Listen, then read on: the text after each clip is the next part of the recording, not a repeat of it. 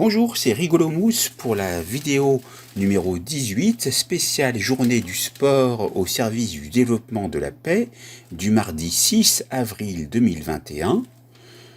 Nous sommes le quantième 96, il reste 260, je vais vous le dire exactement en allant regarder. Donc, pour pas dire d'erreur, 269 jours avant le 31 décembre 2021, nous sommes la 14e semaine de l'année et les personnes qui sont nées aujourd'hui sont du signe du Bélier, deuxième décan. Donc, l'ange gardien du jour, c'est Lauvia, L-A-U-V-I-A-H.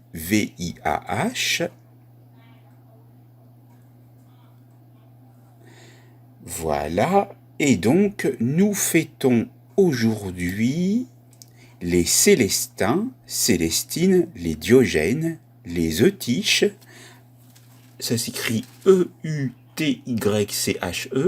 les Génards, G-E-2-N-A-R-D, les Marcellins, Marcellien, Marcellin avec deux L, Marceline avec deux L, les Neven, N-E-V-E-N, Nevena, Névénèse, Névénig, Névine, N-E-V-Y-N, les Philarètes, P-H-I-L-A-R-E-Y-T-E, les Régnobères, les Rénobères, les Vénaïgues, les Vénigues et les Vinebots.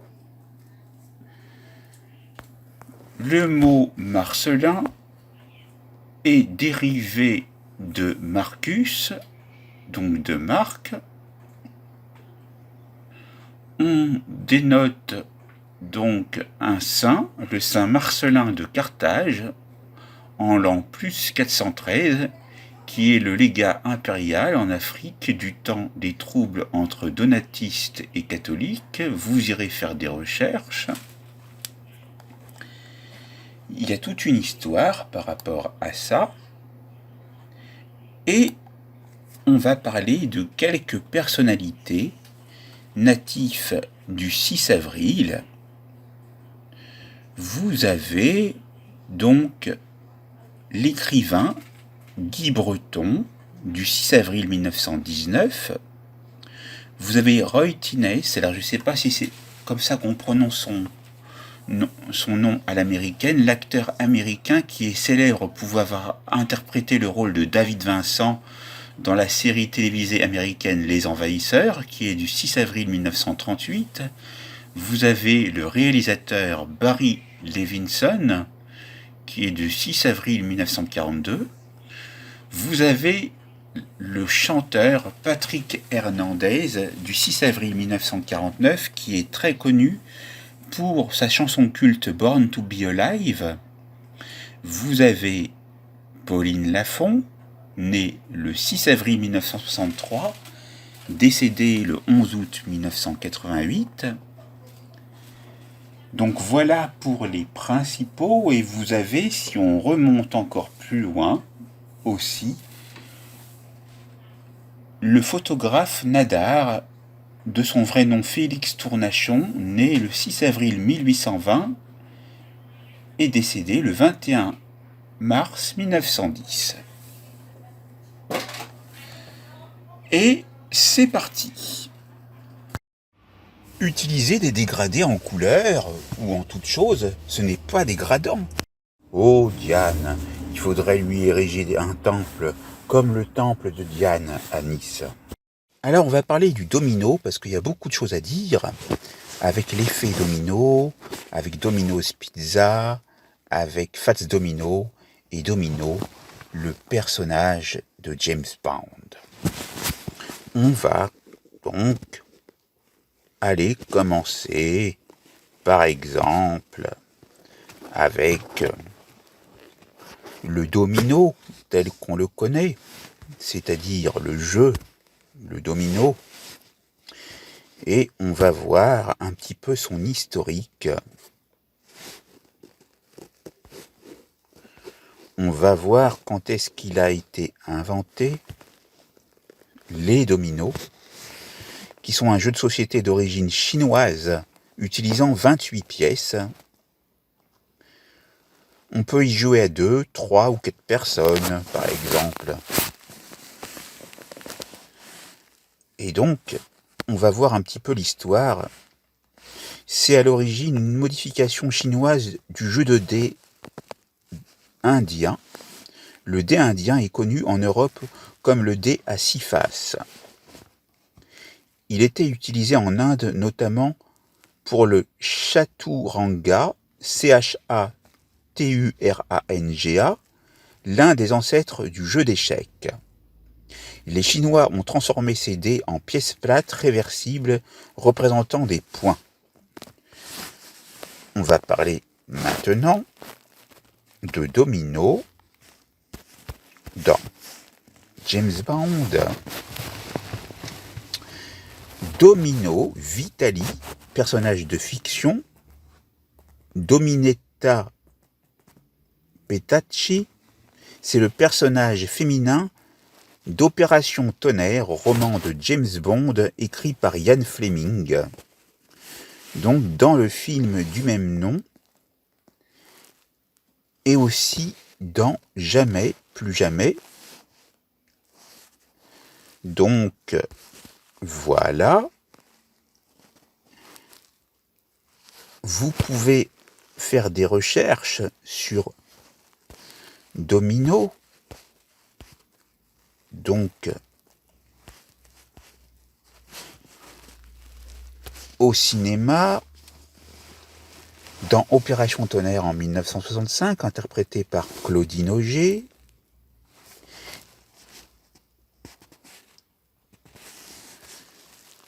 Et puis, vous avez aussi dans le film Jamais, plus jamais, mais qui n'est pas considéré comme étant un James Bond, Kim Basinger, qui incarne le personnage rebaptisé Domino Petacci. Voilà. Vous irez lire le roman de Ian Fleming, Opération Tonnerre. Et puis vous irez voir le film du même nom.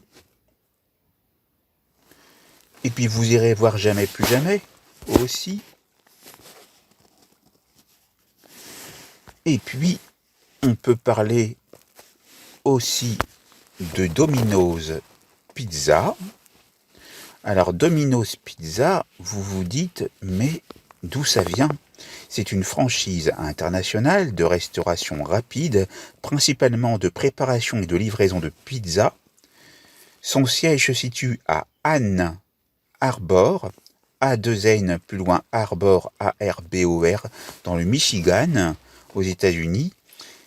Mais l'entreprise du même nom a été créée le 9 décembre 1960 sous le signe du Sagittaire à Ypsilanti, Ypsilanti, dans le Michigan, aux États-Unis. Le slogan « Elles sont faites pour vous ». C'est le slogan français. Et donc, on va terminer avec l'effet domino, puisque c'est la quintessence même de ce jeu de mots. Qu'est-ce que l'effet domino ? Eh bien, je vais vous le dire tout de suite. C'est une réaction en chaîne qui peut se produire lorsqu'un changement mineur provoque un changement comparable à proximité qui provoquera un autre changement similaire, et ainsi de suite au cours d'une séance linéaire. Et voici donc un effet domino humoristique avec domino. Et ce n'est pas terminé parce qu'on va terminer en beauté et en chanson avec la musique plutôt, et avec Fats Domino, dont son vrai nom était Antoine Dominique Domino Jr., né le 26 février 1928 à la Nouvelle-Orléans, donc en Louisiane, et mort le 24 octobre 2017 à Harvey, pianiste, chanteur, compositeur et chef d'orchestre américain. Fats Domino, qui est honoré par Claude François dans une de ses chansons. Voilà. Donc on a l'effet domino en entier. On va parler des embruns et, si on le féminise, des embrunes. Commençons par les embruns et terminons en beauté par les embrunes. Donc, ici, on a les embruns. Donc, embrun. Qu'est-ce que cela signifie?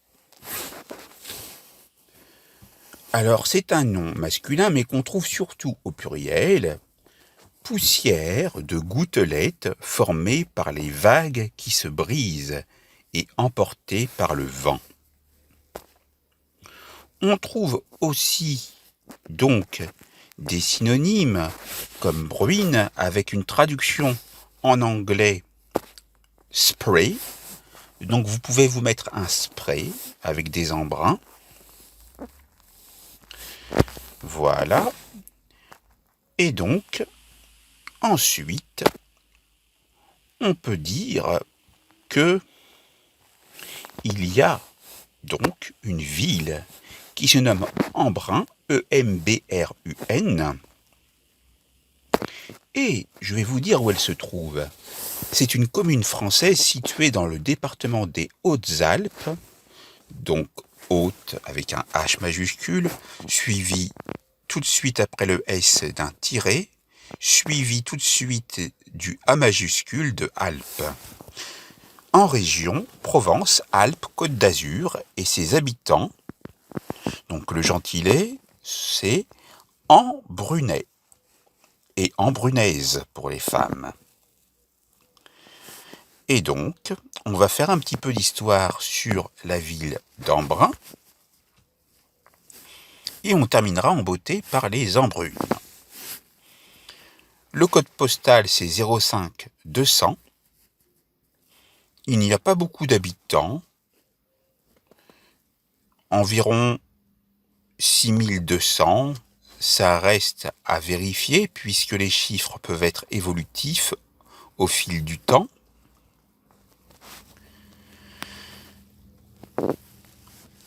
On a donc ici une histoire d'Embrun qui domine la Durance et qui est accrochée sur son roc.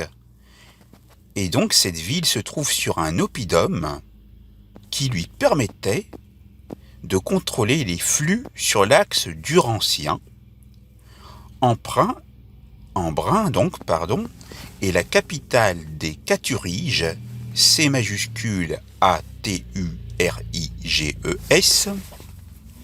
qui est un peuple dont le nom signifie les rois du combat. Et ce peuple, les Caturiges, étaient clients des Voconces. Vous ferez donc des recherches. Voconces s'écrit V majuscule O-C-O-N-C-E-S. Et donc, après la conquête romaine, la ville gallo-romaine placée sur la via Cotia, C majuscule O-2-T-I-A, aux abords de l'oppidum d'Eburodonum, qui occupait approximativement la place de l'archevêché et de la cathédrale actuelle, donc cette ville gallo-romaine, devient la capitale de Civitas sous le nom d'Ebrodunentium, rattachée à la province romaine des Alpes-Maritimes. Voilà. Donc, par exemple, on peut lire plus loin que sous Charlemagne, la notion d'archevêque est créée, dont celui d'Embrun, reconnu dès 829. Donc ça date.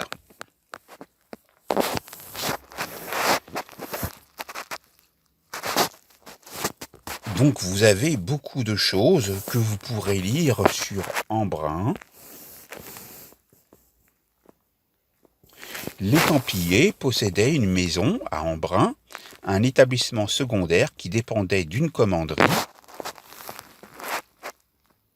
et la ville est réunie au royaume de France en 1349 à l'occasion du transport du Dauphiné.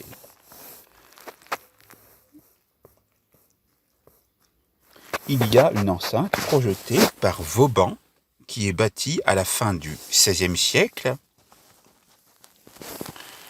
Voilà quelques éléments d'histoire sur Embrun. Et ce n'est pas tout, puisque maintenant, on va donc parler de la féminisation du mot Embrun, donc les Embrunes. Que sont les Embrunes? Vous vous dites, mais qu'est-ce que ça peut être? Il y a donc le préfixe en et puis brun, à cause de la couleur de ce fruit, qui est donc en botanique une variété d'érelle. Et on peut dire de l'érelle qu'elle ne manque pas d'air, elle. Et donc les embrunes doivent avoir donc des vertus, puisque érelle, je vous le rappelle, est une plante donc dicotylédone de la famille des Ericacées, sous-famille des Vacciniioideae, du nom scientifique Vaccinium, des vaccinés. Donc allez vous vacciner, bien sûr. Et donc, dans les érelles, on trouve différentes variétés. On peut trouver donc les blueberries ou myrtilles ou huckleberry aussi. Et donc on peut passer à ce titre au lieutenant Blueberry et aux filles qui s'appellent myrtilles, puisque la myrtille est également un fruit que je vous conseille. Voilà donc pour ce post du jour avec donc les érelles, entre autres, et surtout tous les jeux de mots sur les embruns et les embrunes, et donc honneur à toutes les femmes qui sont de couleur brune, mais aussi à toutes les autres, toutes les couleurs de cheveux, et toutes les personnes, quelle que soit leur couleur de cheveux, qu'ils soient hommes ou femmes. Voilà pour le jeu de mots du jour sur les embruns et les embrunes. Êtes-vous capable de me citer 2 noms de radio qui donnent de l'énergie? Eh bien, c'est déjà évident, vous avez énergie, et puis vous avez aussi vitamines. Et n'oubliez pas de prendre vos vitamines au quotidien pour gagner en énergie. Dans les environs de l'Aveyron, je faisais de l'aviron. Pour valider quelque chose, moi je dis tout à fait, avec mon fait-tout. Et si j'écoute certains Lepcho, qui datent des années 80, je dirais, le voilà tout fait. Et oui, je suis un factotum. La farouche ne s'effarouche pas au phare-ouche, qui n'existe pas bien sûr. Maintenant, nous allons parler du mois de février. Et donc, c'est un nom de famille porté par un certain nombre de personnes. Vous avez Amélie Fillon, née février de 1880 date de naissance à 1968, écrivaine française. Vous avez André Février, né en 1885, parti en 1961, qui était une personnalité française de la Troisième République. Vous avez Henri, avec un Y, Henri Février, né en 1875, parti en 1957, compositeur français. Vous avez Yvan Février, donc, qui est né en 1999, joueur de basketball français. Mais il ne faut pas oublier également Franck Février, dans l'ordre alphabétique des prénoms, donc juste avant Henri Février, qui est un joueur de tennis français qui a accédé à la finale junior de Roland-Garros en 1983, battu par Stefan Edberg, qui, comme on le sait, a été un grand champion suédois de tennis et notamment numéro 1 mondial. On continue. Après Yvan Février, nous avons Jacques Février, né en 1900, parti en 1979, pianiste français. Vous avez Jacques Germain Février, né en 1895, parti en 1976, paléographe et historien français. Vous avez Jules Février, né en 1842 et parti en 1937, architecte français. Laurence Février, comédienne française. Paul Albert Février, né en 1931, parti en 1991, historien spécialiste de l'Antiquité tardive. Pierre Février, né en 1696, parti en 1760, compositeur, claveciniste et organiste français. Vous avez Raymond Février, né en 1920, la même année de naissance que Jean-Paul II, scientifique, agronome, zootechnicien, ancien directeur de l'Institut national de la recherche agronomique.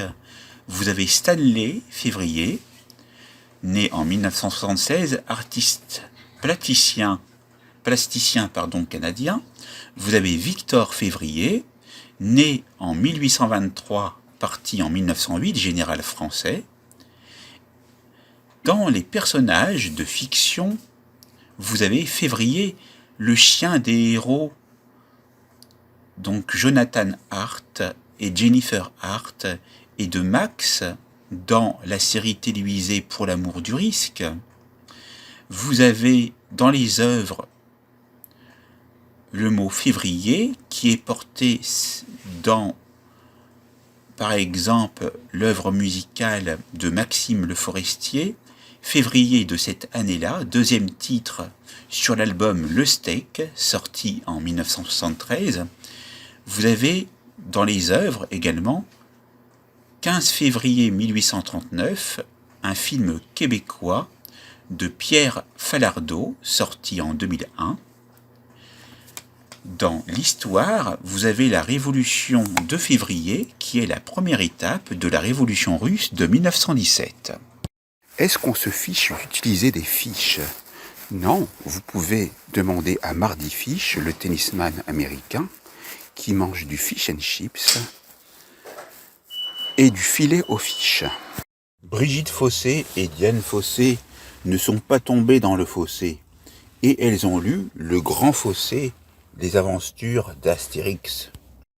Si vous voulez franchir des frontières, vous n'avez pas forcément besoin d'aller à l'agence Les Nouvelles Frontières et de regarder aussi Jeux sans frontières. En France, on a coutume de rendre hommage aux grandes séries télévisées américaines et à leurs personnages. Ainsi, Futé, interprété par Dirk Benedict dans la série The A-Team dans sa version originale, plus connue sous le nom de l'Agence Tourisque en français, peut avoir en son honneur Bison Futé pour la sécurité routière et le Petit Futé qui traite donc de thématiques sur le tourisme. Vive Futé! Ah, j'ai fait un gala avec la revue Gala et aussi Gala, la femme de Salvador Dali, si je me souviens bien, avec ma bru. Et puis j'ai invité Michel Galabru.